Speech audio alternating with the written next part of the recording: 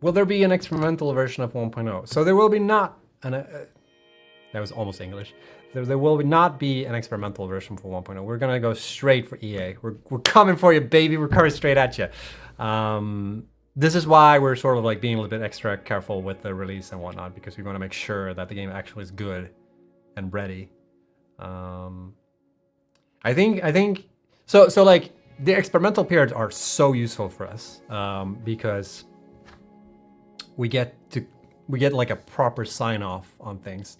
I don't know, I talked about this a bit earlier, but like the thing with when you release a game versus when you're testing it yourself is that you can never compete in terms of like time and resources that, you know, everyone will get when they play the game versus you testing it yourself, right? Like when 25 or whatever, when like I think, okay, let's just say the 25,000 people playing the game for like 8 hours during a weekend is like more hours in terms of testing compared to like us testing it ourselves for like several months for like 2 people full time.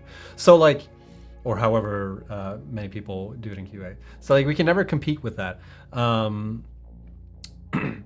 So there are always like things that we get confirmation on when we release. But the last couple of releases we've had, we've been like surprised over how well we are aware of the state of the game. We're not surprised, I guess, it's like comes with it. But the last couple of releases, like update 6, 7, and 8, whenever we release an experimental, we always release with like the knowledge that like these things are not good, and like these things are broken. And obviously community finds a couple of things that we didn't discover ourselves.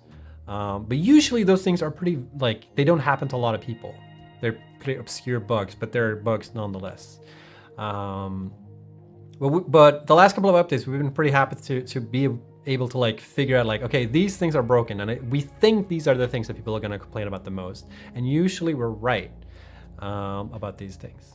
And one thing we noticed during the closed beta was that we got a lot of feedback that was like, I wouldn't say all over the place, but we get a lot of random feedback from, like, that varies a lot from people to people. And that's usually a really good indicator that, you know, there's no big problem right now in the game that everyone runs into. There's like small issues that people run into here and here and there. And some issues are more important for others than others. So like, and that's also a really good indicator that we're in a pretty good state, because if people complain about very seemingly mundane things, and for them they might be a big deal, and for us it may be like, oh, that's pretty easy to fix. That's usually a good indicator that like the game is in a good state, and it's a good releasable state. So like even during closed beta, when the game was technically unstable, that was sort of our experimental period. Even then, the game was pretty good.